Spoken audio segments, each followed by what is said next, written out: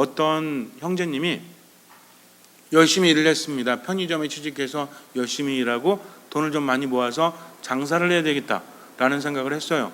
그런데 열심히 일하니까 주인이 굉장히 잘해주다가 어느 날부터 주인이 자꾸만 자기를 경계하는 거예요.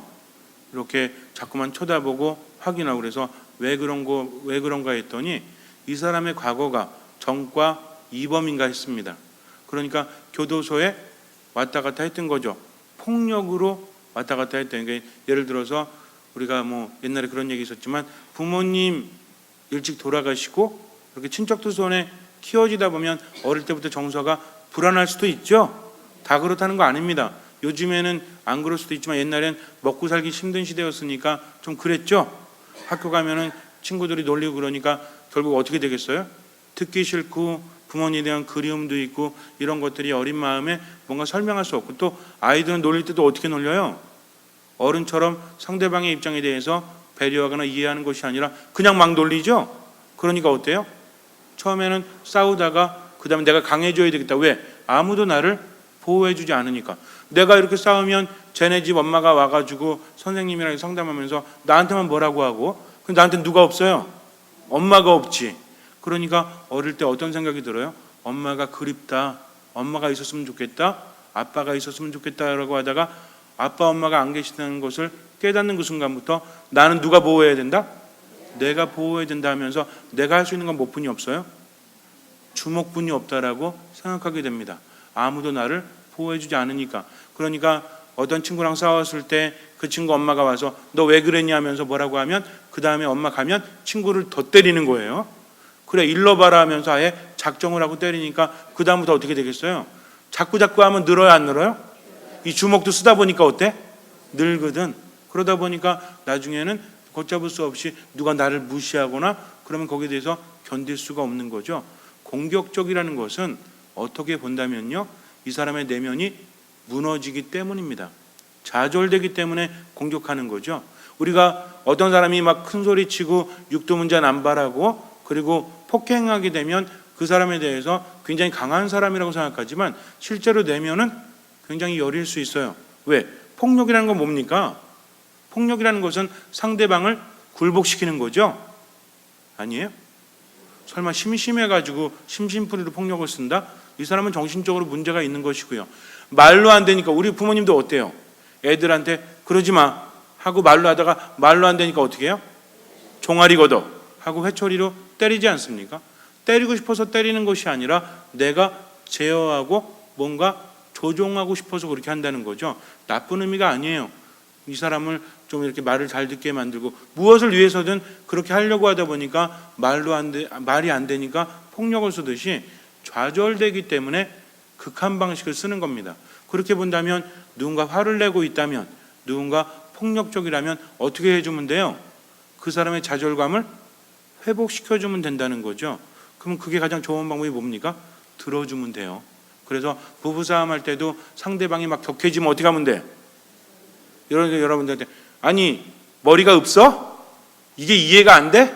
그렇게 머리가 돌이야? 라고 배우자가 말했어요. 그럼 어떻게 해야 돼? 돌에 한번 찍혀볼래? 이러면 돼요, 안 돼요? 제가 지금 우스갯소리 이렇게 말하지만 서로 말하다 보면 감정이 격해가지고 별소리 다 하죠. 그러다가 당신 집안 왜 그래? 이러면 어때요? 완전히 열받아가지고 화내지 않습니까? 그러니까 상대방이 뭔가 열받아서 억지소리 할 때 있죠. 그럼 화난 사람이 억지소리 하지 화난 사람이 논리적인 이야기 하겠습니까? 왜? 가뜩이나 좌절돼서 견디지 못하니까 막 퍼부을 때 어떻게 하면 돼요? 이게 날 무시했어 하면 생각하면 안 돼요. 진실을 보라고 했습니다. 겉으로는 날 무시하는 것처럼 말하고 있지만 이 사람이 원하는 건 나를 무시하는 것이 아니라 뭐예요? 내 말을 들어달라는 거죠. 근데 거기서 그래 나 돌머리야, 원래 돌이라서 할 줄 아는 게 하나도 없지, 그래 뭐 내가 잘하는 게 뭐가 있겠어? 라고 말한다면 상대방은 더 화냅니까? 아니면 덜 화냅니까? 미안해, 내가 그런 의미 아니었는데 상처받았구나 라고 말할 사람이 어디 있습니까? 감정적으로 격해 있는데. 그래서 들어준다는 것은 그렇게 생각이 되는구나, 난 그런 의미는 아니었으니까 미안하다고. 그런데 평상시에 자꾸 들어주면요, 그럴 이유가 없는데 자꾸만 거니까 내 말에 대해서 받아주지 않고 자꾸 거는 것 같으니까 상대방은 더 화나는 겁니다. 어떤 자매님이 저는요 부부싸움 할 때마다 또는 이야기할 때마다 수긍을 해줍니다. 그런데 남편이 왜 그러는지 모르겠대요. 제가 그분께 말씀드리고 싶어요. 저는 그 남편의 심정을 조금 알아요. 왜? 미사 때 이 표정으로 남편의 말을 듣고 있다면 그 남편은 화가 날 겁니다. 얘기를 했는데 표정이 어떠냐? 무슨 얘기를 해도 그래. 그러니까 대답은 하고 있지만 호응하는 겁니까? 안 하는 겁니까? 상대방이 말할 때는요 상대방을 향하세요. 그리고 몸을 살짝 숙입니다. 이게 뭐냐면 특히 자매님들은 이 바디랭귀지가 강해가지고 싫은 사람한테는 어떻게 되는지 아세요? 몸이 자꾸 딴 데로 가 이렇게. 근데 상대방에게 조금 향하고 있다는 건 뭐예요? 난 당신에게 호감을 가지고 있습니다. 당신의 이야기를 듣고 있습니다. 그러면서 살짝 웃어주세요. 그러면은 남자들 다 속아. 내 말 들어주는지 알고. 남자뿐만 아니라 모든 사람이 다 마찬가지입니다. 그러면요 절대로 싫은 소리 할 수가 없어요. 왜? 상대방이 내 얘기를 듣고 있으니까. 물론 알죠. 근데 그게 돼야 안 돼요? 그러니까 그렇게 사세요. 안 되면. 그러나 내 자신을 바꿔가면서부터 기적은 일어날 수 있기 때문입니다. 사람은요 누군가에게 의미가 되어지면서부터 삶이 바뀌니까. 이 사람도 마찬가지였어요. 편의점에서 일하면서 열심히 했는데 주인이 정과 이범이라는 것을 알고 나서부터 어떻게 돼? 경계하는 거죠. 말하진 않지만 자꾸 어떤 사람이 이야기해 줬나 보지. 이 소문이 얼마나 빠른지 몰라요. 특히 안 좋은 말은 빨라요 안 빨라요? 굉장히 빠르죠. 그러다 보니까 이 사람이 듣고 나니까 내가 고용한 종업원이 정과 이범이더라. 뭔지는 몰라. 그러니까 혹시나 우리 물건을 훔쳐가지는 않을까. 이 사람은 뭐로 왔다 갔다 그랬죠? 폭력으로. 근데 절도하고는 좀 거리가 멀죠. 그런데도 교도소에 있었다는 것만으로도 이 사람에 대해서 믿지 못하죠. 근데 이걸 사람이 알아요 몰라요? 본인이 알아요 몰라요? 가뜩이나 정과 이범이라는 컴플렉스를 가지고 있는데 어떤 사람들이 뭐라고 하면 여러분들도 마찬가지, 우리도 마찬가지죠. 누가 내 머리 얘기하면 좋아요 안 좋아요? 안 좋아요? 머리가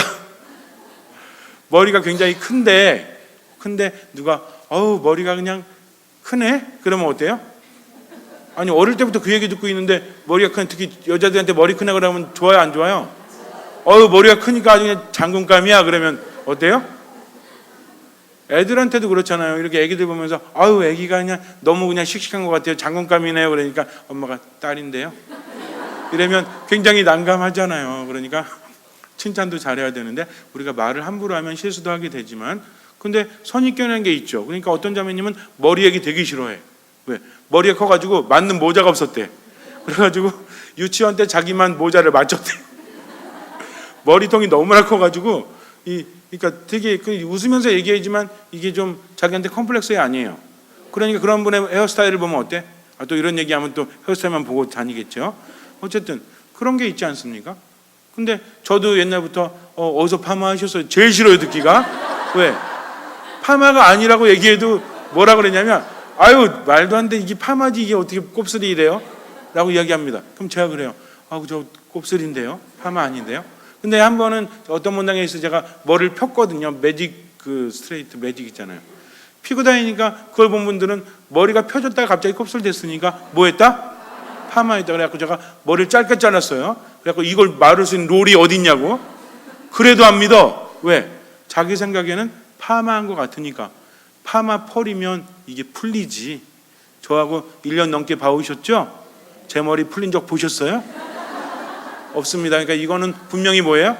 곱슬이라는 거죠. 근데 아직도 아니야 파마야. 아니 파마해 보시면 아시겠지만 풀리는 시기가 있지 않습니까? 저는 풀리는 시기가 없으면 이건 뭐예요? 이제 여러분들은 믿으십니까? 본당 신부의 머리가 파마가 아니라 곱슬이라는 것을? 아직도 못 믿는 분이 있어요. 믿거나 말거나죠. 인간의 마음은 이렇다니까요. 그러니까 정과 이범이라는 것을 알면서부터 아무리 열심히 해도 뭘 봐요? 눈앞에 있는 현실은 바라보지 않고 내가 판단하는 것만 바라보니까 자꾸만 경계하죠. 대화를 많이 하지 않죠. 이러다 보니까 그 사람도 나를 경계하는구나, 나를 무시하는구나 알게 되니까 그때부터 이 사람이 어떻게 하겠어요? 열심히 하겠어요? 안 하겠어요? 열심히 안 하고 물건에 손을 대겠습니까? 안 대겠습니까? 될 수밖에 없게 되었다는 거죠. 뭐 당연하다는 얘기하는 게 아닙니다. 사람이 나를 믿어주면 최선을 다하지만 우리 봉사자들도 마찬가지죠. 제가 보고 맡겨놓고 나서 제대로 했어요? 제대로 했나? 다 일일이 점검하고 다니면 우리 신부님 꼼꼼하셔 이럴 것 같아요?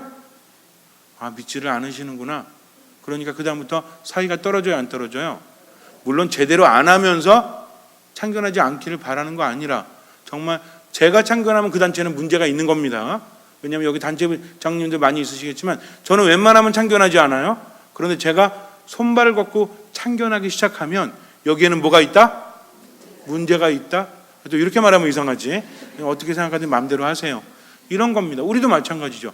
여러분들한테 본당 신부가 참 이뻐요. 여러분들 이쁘죠? 제가 여러분들 이쁘라고 해도 여러분들이 안 믿어. 아름다우십니다. 정말 우리 자매님들 되게 이뻐요. 웃는 얼굴 보면 너무너무 이뻐. 형제님들 어때요? 너무 잘생겼어. 표정들이 그러세요? 진짜 그렇다니까요. 그러면 여러분들 그런 소리 들으면 기분 좋아요, 나빠요? 제가 맨날 기안에 와서 내가 왜 시골에서 그냥 이렇게 힘들게 그냥 신부 생활했는지 모르겠어. 저 도시에 나와가지고 많은 사람들 만나가지고 좀 더 많은 일을 할 수 있는데 라고 이야기하면 여러분들 기분이 좋아요, 안 좋아요? 당연히 안 좋겠죠. 그럼 제가 기안 성당에서 행복해하는 것 같습니까? 아니면 행복하지 않아 하는 것 같습니까? 그렇게 믿으세요. 그래야만 행복하니까. 진짜 행복하니까 말하는 거예요. 이게 우리가 서로에게 의미가 있기 때문 아닙니까? 마찬가지예요. 누가 나에 대해서 안 좋은 평가를 한다면 그때부터 내 마음은 굉장히 힘들어집니다. 아무리 착한 사람도요 힘들어질 수밖에 없어요. 그래서 우리는 칭찬은 고래도 춤추게 한다는 말이 개념 나온 말이 아니에요. 악담을 자꾸 들으면 마음이 죽어갈 수밖에 없어요. 아무리 아름다운 여인도 수많은 남자들이 정말 저하고 결혼해 주세요 하고 따라다니는 그런 여인도요 성격 안 좋아가지고 맨날 부정적인 말만 뱉으면 아무 남자도 그 옆에서 버티질 못합니다. 그럼 남자도 마찬가지죠. 여자도 마찬가지고 그 사람은 향기가 있어야 된다. 다른 사람에게. 근데 어떤 사람이 향기를 많이 이렇게 전하겠어요? 물론 사랑하는 사람인데 내가 행복하다고 느끼는 사람, 내 안에 힘이 넘치는 사람, 내가 다른 사람들에게 의미가 있다고 생각하는 사람이 그런 향기를 풍기겠어요? 아니면 나는 혼자다, 나는 아무것도 아니다, 난 아무런 능력도 없다 하면서 부정적인 생각을 품고 있는 사람이 그런 향기를 풍기겠어요? 첫 번째죠. 마찬가지입니다. 우리가 누군가에게 인정받는다는 거 굉장히 중요해요. 어떤 여인이 있습니다. 굉장히 아름다워요. 그런데 이 여인은 제가 결혼을 안 해봐가지고 잘 모르겠는데 맞선.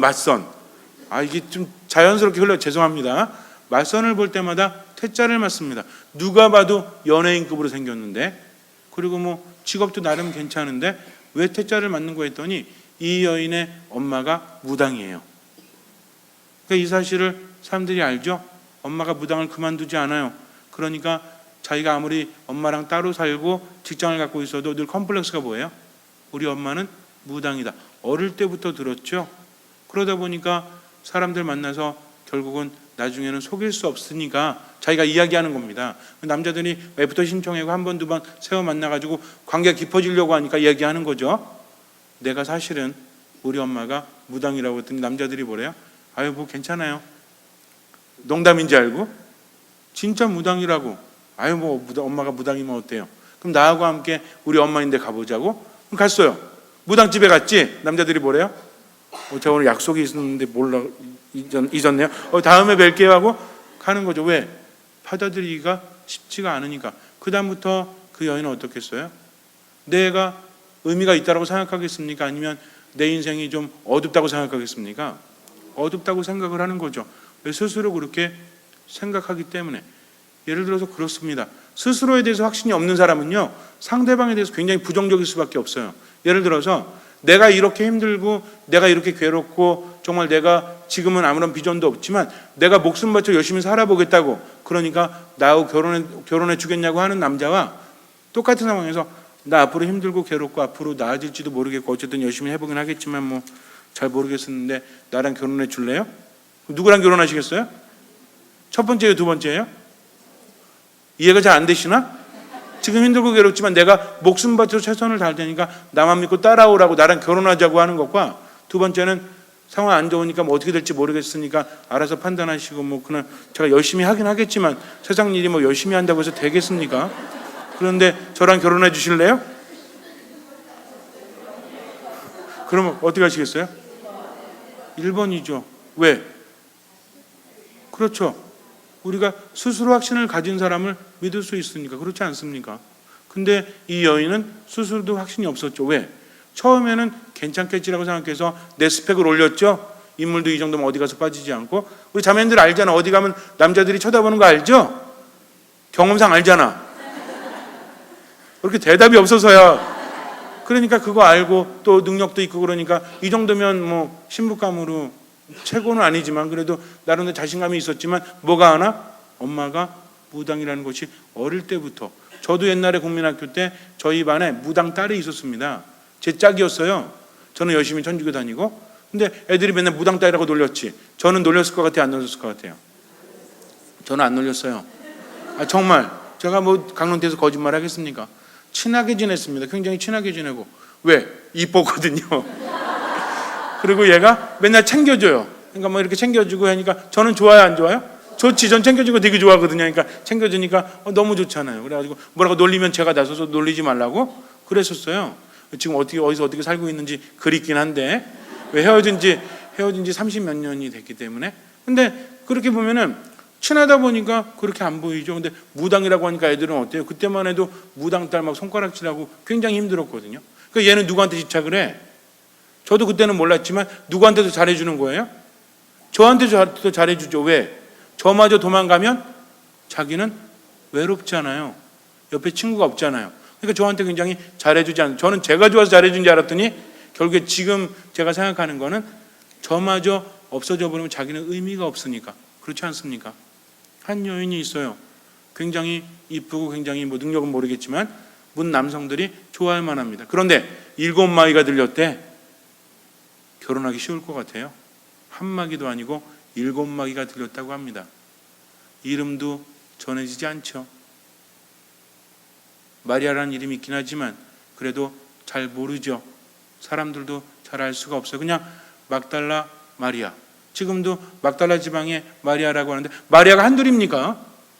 근데 뭐라고 불러? 막달라 지방의 마리아였다라고 전해질 분. 마리아라는 이름이 굉장히 흔하죠.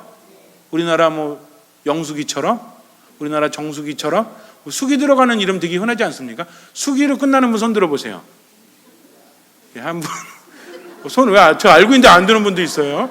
손 내리시고 그런 것처럼. 근데 이 여인이 아무리 이쁘면 뭐야? 아무리 남자들이 여자들 조건에 대해서 늘 깊이 생각하는 게 뭐래? 나 오늘 선 봤어. 남자들이 뭐라고 물어봐? 이뻐?